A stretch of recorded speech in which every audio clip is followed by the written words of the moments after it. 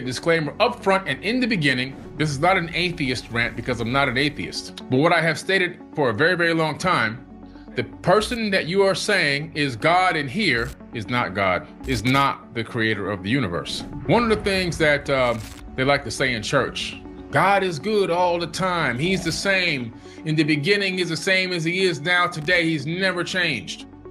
Well, let's look at what this biblical text has to say, or rather, what God has to say. Ephesians 6:5.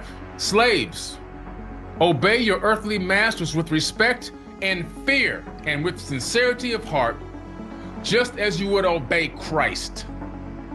Now let's think about this for a minute. You're an all-knowing, all-loving God, creator of a universe, and literally can create planets with just spoken word, create living things with spoken word, but all of a sudden, you can't say slavery don't exist. You can't say, I don't want slavery to ever exist in my universe.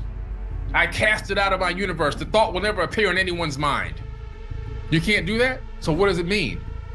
What this means is, you gotta remember, the Bible was written by what? People, human beings. They're trying to say that this thing was orchestrated by the God that created the universe.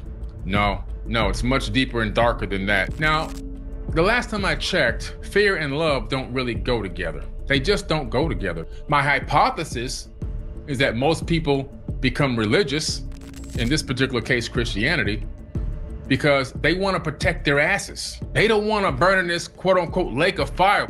But why would this all-knowing and all-loving God want you to be fearful of your master and accept this slavery? But this is the creator of the universe. And you guys wonder where all this slavery came from. You think white people invented slavery? White people didn't invent no damn slavery, because these people who were doing this foolishness were not white.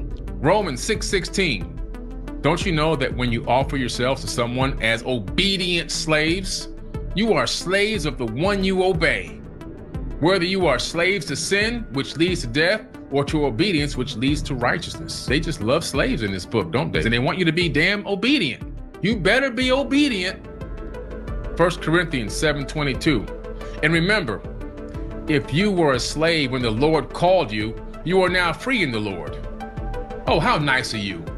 I can still be a slave, but as long as I'm calling on the Lord and believing in the Lord, I'm the slave in the physical body, but my mind can be free, but my body can never be free.